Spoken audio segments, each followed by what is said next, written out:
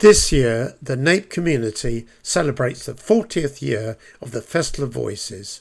This is truly an amazing accomplishment for Oxfordshire NAPE and its long-standing original organisers. As a tribute to Oxfordshire NAPE, I re-released the Festival of Voices video made in 2019.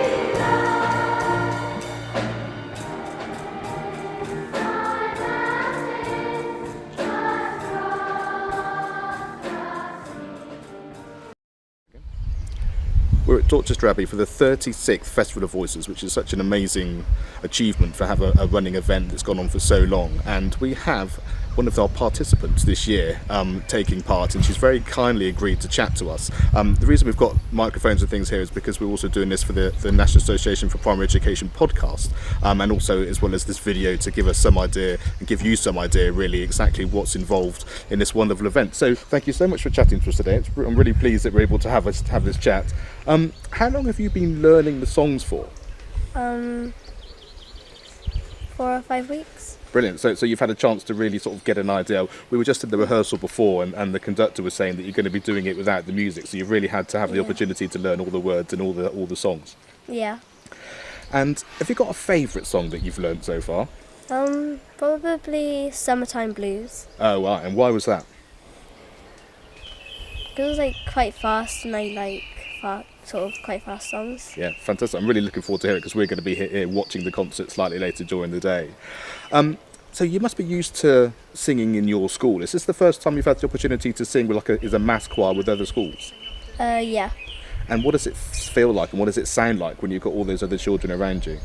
It sounds like quite loud because you have all sorts of different children with different tones of voices, and it's just quite cool to sing with other children. Absolutely. And what about the band? Is it the first time you played with a live band? Yeah. We were there. They've got drums, they've got piano, they've got violin, there's a bass. There's so much stuff going on, and it really gives it an extra kind of buzz, doesn't it, to everything that's going on. Do you find it helpful in terms of the singing? Does it really sort of raise what it is that you want to be able to achieve? Yeah. And what would you say to anyone else who's not had the opportunity to take part like this? Is it something that you'd recommend and something you'd like other people to have the opportunity to do? Yeah. Lovely. Well, thank you so much for chatting to us. I'm so pleased that you're going to have such a lovely time. I'm really looking forward to the concert and really enjoy the concert this afternoon. Thank you. So I'm now joined by Sue Baker, who's been organising this event since the very beginning, or very close to the very beginning. She's going to give us a little bit of history of the longevity of the event, the kinds of venues that it's been in, and how the whole thing's got going. So thank you very much for joining us, Sue. The Festival of Voices was started by Jeremy Rowe in 1984 and was started in Oxford Town Hall and then moved to the Nicholas Tindrick Hall, which is part of the John Radcliffe Hospital. I helped him at that point. And then we moved here. When he moved from Oxfordshire to get another job in Hackney, I totally took over the organisation of it then. And it's moved here about 26 years ago. We've been running it at Dorchester Abbey, which is such a beautiful venue in Oxford to actually hold a concert. And how has it developed over the years? We talked before just a little bit about the way that you talked to how you organise the music and the... So it started with just happened, I think, there was just one concert, I think, the first year. Then it sort of gradually grew to more. So now we're having 5 evening concerts here, and also last year we started having a lunchtime concert as well. And that's because there were so many schools who wanted to take part. We just couldn't fit them all in each year. So how many schools would take part over the course of the year, and how many parents do you think would actually be coming to watch as well? It's generally, it depends how many children from each school actually take part. So numbers vary from small schools, there might only be 10 children, and we have a maximum of 30 children taking part. And it's about, the choir is about somewhere between sort of 235, 240. Brilliant. And as you said, the parents do come to watch, and friends and family as well. So you really fill up the hall. Absolutely, parents and friends of family. So children take part with their obviously with their schools. It's a school booking to take part. With NAPE schools, obviously have priority for booking. And what's the cost to the school, and what's the cost to the parents who come and watch? So the children pay £2. Currently, children pay £2 to take part. And there's no charge, obviously, for accompanying adults or anything like that. And parents pay £6.50 for adult tickets and £3 for child tickets. And it's such a beautiful event, and the singing's always wonderful, and that's partly because you put so much time into all the preparation. So give us a little bit of an idea of how you get the repertoire and the sorts of resources that you provide for the schools. Okay, so we start at the end of each Festival of Voices. We send a questionnaire out to schools where they suggest songs. In the summer holidays, usually early August, the two conductors, Peter Hunt and Kevin Stannard and myself, meet and choose the programme for the following year. I then contact publishers or composers, writers of the song, to get permission to actually use their songs, because we copy a music book. It's usually about 65 copies of the music book I have printed, and so we pay for that, and also copies for copies of the song words as well. And that usually takes about, if I write them early August, that usually takes until, and it was the end of January this year where I got permission to use all the songs. If we don't get permission to use a song, we usually have a reserve song which we put in its place, and sometimes we don't get permission. So it really is a mammoth task, really, because there's an awful lot involved in it. Kind of takes all year, so I contact schools usually January time. As soon as I've got copyright permission, then I contact schools to ask if they want to take part, and usually they get their music packs during the February half term. So they've got lots of time. So they've got lots of time to. So that means some schools do it with a class of children. Other schools actually have a choir, and that varies from school to school. And it's how it's easiest to organise for that school. Yeah, and then it's very personal, then, like I say, for the school, which I think is always a great idea. In terms of the practicalities, you've got staging here. So we hire on the Sunday night. We hire staging and we hire extra chairs. So on the Sunday night, we set up the Abbey. So we put out the extra chairs. At one point, we had to actually remove all the choir stalls and things, but that was modernised here a few years ago, and they have a team that do that for us. But obviously, the staging gets put up on the Monday morning, taken down on the Friday night. We then clean the area, sweep it all up, so the Abbey can be back to normal for church on Sunday. And you've got a really large sort of team of volunteers, as well as the small team that organise the whole thing, because it's about the car parking, it's about the we support try. for We parents. we actually have a very small NAPE committee who actually does it all. So we have for car parking, we need 2 people for car parking and about 3 people for sort of doing. And we have someone on the NAPE committee who kind of sorts out the sort of helpers rota. And we probably need somebody for taking tickets, someone for selling programmes for doing it. And we obviously have a treasurer who all the money gets paid into. Yeah, and we'd like more volunteers if possible. Absolutely, all help always gratefully welcome. In terms of the programming and the actual physical programs and all that kind of thing as well, do you get support and sponsorship for that kind of thing? So everything comes out of that very tiny fee that you charge for the children and the parents? Everything comes out of that. The musicians are paid, and the musicians and the conductor are paid. Everybody else gives up their time voluntarily. And in terms of the sort of overall aim of the event, it's been going on for so long now. Is it music first? Is it giving the children the opportunity to actually experience such an amazing musical event in such a beautiful event? So it's to get children to develop a love of singing, a love of music, and a love of music in again, a really nice venue. Yeah. But yeah, absolutely, because children, particularly from Oxfordshire, has quite a lot of small schools. So it's really nice to actually, for the children from small schools, to get experience of teaching, performing with a larger group. It's to spread the love of music, which obviously I'm kind of completely passionate about. Absolutely. We also have, in between the singing, we also have guest slots as well. Usually a variety. We ask the schools if they have children who talented musicians, age kind of usually they're year 6. maybe they play an unusual instrument or something if they'd like to come and perform. And we also, Oxfordshire Music Service, usually they have a competition and performers in that. Neil Matheson competition, we often ask them as well if they want to actually perform here.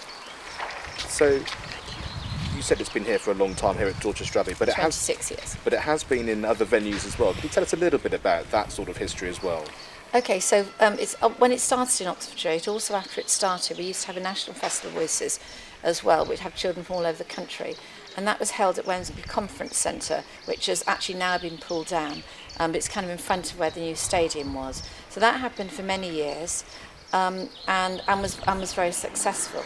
I think it's a really important thing just to thank you really for all your time and effort and all the support that's gone in over such a number of years, and like I say, with such a small number of people that are able to do it. I think it's having been here last year to the event, it's such a beautiful concert. I really enjoy doing it. It's kind of fun to do, and it's great that parents and children really enjoy it, and it's one of their memories. And we've also got now people who, because it's been going for so long, I'll have people who are parents who took part as children, or teachers who took part as children, and say to the conductor, well, I remember, or you taught me when, and now their children are taking part. So that's really nice. I think that's wonderful, and it kind of brings sort of joins the circle together, doesn't it? It does. Like It does. It's really nice. Well, thank you so much for chatting to us. I really appreciate finding out all about the event, and wish you for many more years' success in the future. It's a pleasure.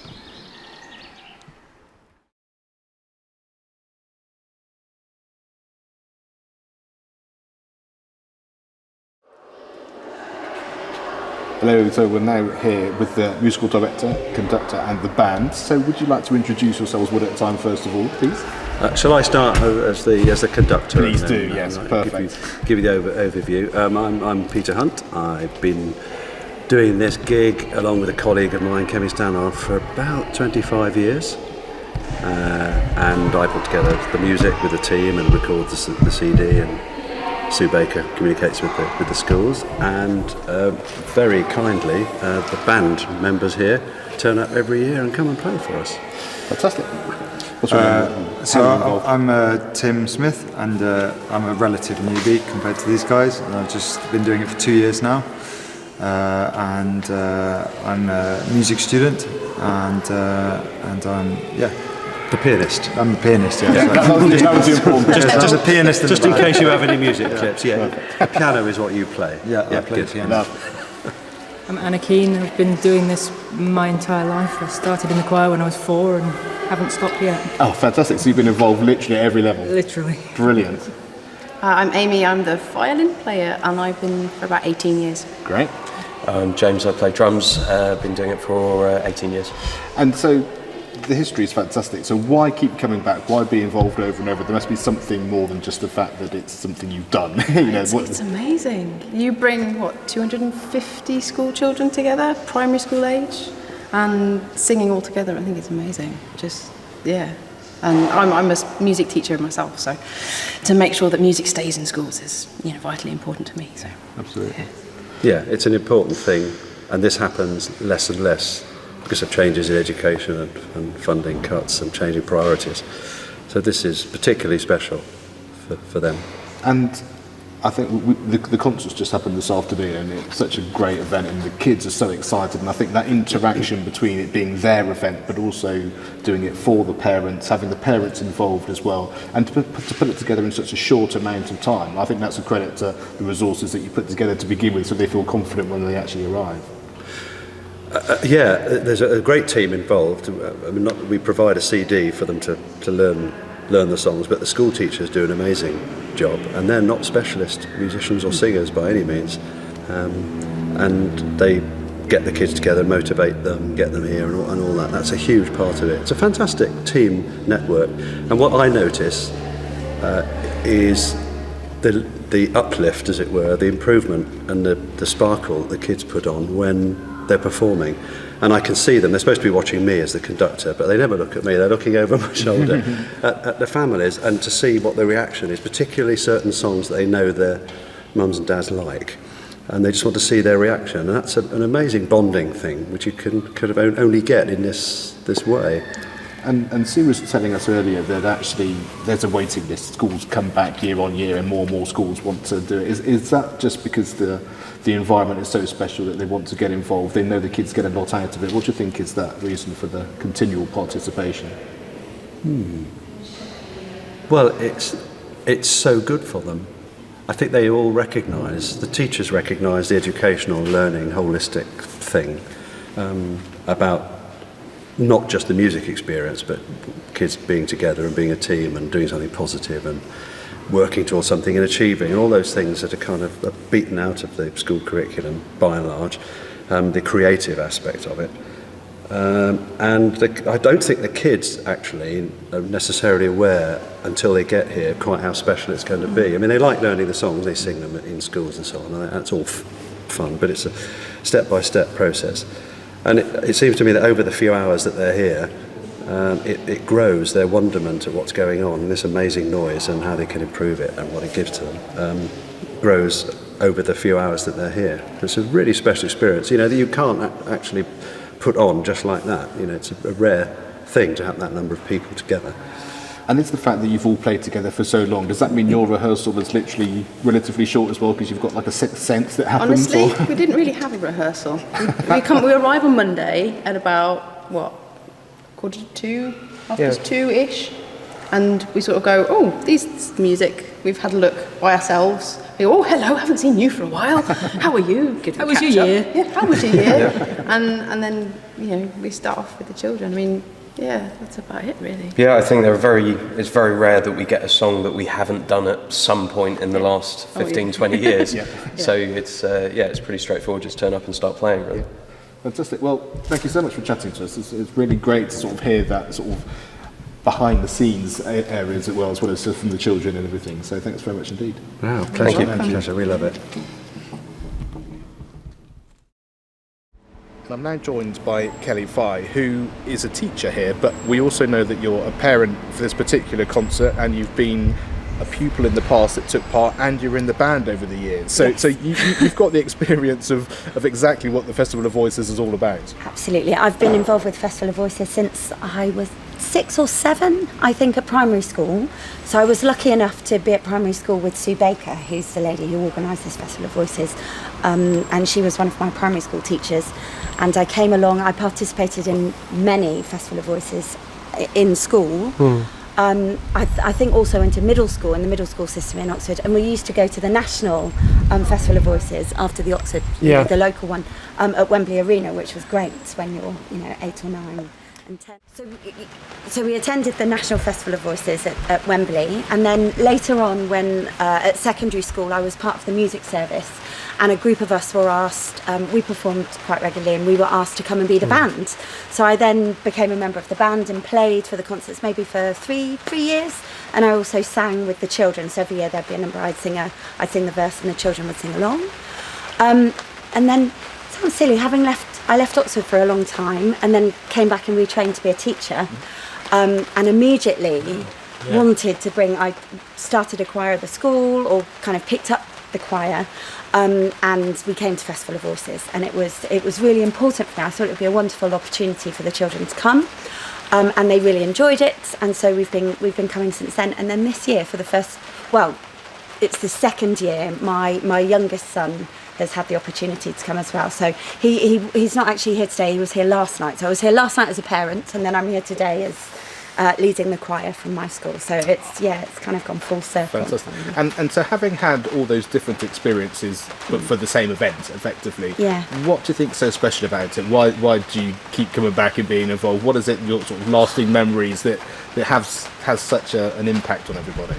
Well, the memories of it, I had such a wonderful experience as a child. I remember it vividly. I don't remember a huge amount about different parts of school, but this is something that I remember participating in, being part of. I loved going to Wembley. I remember it's the first time I'd ever been to Wembley, singing in Wembley Arena when we had the national event. I don't know what happened to that, or whether, and then being in the band for the 3 years was awesome. And I made great friends with people, and the conductor who was conducting them was he's still here now, Kevin Stannard, still conducting, and that was a wonderful experience for us and I just think I was saying to my mum yesterday, she came with me to watch, and she's been coming to watch it now since I was little. So if I just fills you with joy, hearing young voices singing together and seeing the children. I mean, the conductors we have here are incredible. They spend 2 hours in the afternoon kind of he manages to pull together 8 different choirs from 8 different schools in 2 hours into this fabulous choir who are all singing together, singing in parts, singing in harmony sometimes. And, you know, so, for example, my 9-year-old son was here yesterday. He's bouncy. It's taken a while to get him into choir. He was watching every minute. He was watching the conductor kind of focus, trying to remember the work. You know, he's had to learn nearly 20 songs. It's great for him, and I could see how much he enjoyed it. And he was buzzing all the way home, and I was buzzing, because you come and listen to young voices and young children singing all together in a glorious place like Dorchester Abbey, and you know, it just fills you with joy, really. And as a teacher, life is so busy now, and you're asked to do so much, and you're always trying to lever in and squeeze so many things in, and sometimes it can seem like quite a momentous task, Festival of Voices, learning with the number of songs that you have to learn with the small amount of time you might have, but there are so many ways around doing, and schools, I know that every year more and more schools are applying, and once a school comes and brings a group of children to Festival of Voices, that's kind of it. You realise how valuable it is for the children. And even I think I know some schools where instead of having the choir coming, they might they'll say, well, our year 5s are the group that will always go, so every child will have one opportunity to come and to join in and have the chance to learn those songs and to sing. And you know, you'll always within that group have some children who are quite reticent to come along and to learn the songs. You'll see when you're here, you just see everyone joining in, and it's a positive experience for all of the children involved. So I think having, like you said, when it's a class rather than the choir, so you're getting that experience for children who may not normally do that. Absolutely, that benefit's amazing, isn't it, as well? And I think it's also something, because if children come along and they really enjoy it, I think just one opportunity, if you manage to get certain children who might not, if you encourage children that you really want, you think would really benefit from the experience, if you encourage and manage to get them along once, you'll find that they're the children that want to come back year on year, truly. And that's what we've found in our choir. It's just kind of encouraging them and bringing them along. Well, it's so great to hear that. That's the reason that we're here today. But we just wanted to make sure that parents, teachers, schools that had an opportunity to hear that the enthusiasm that you're able to portray for us in terms of why it's such a great event and how the history has really been so supportive. And you're such a great example from having been a child that did it all the way through to here as a teacher and a parent, and that's just lovely. So thanks so much for chatting to us today. Thank you very much. Thank you.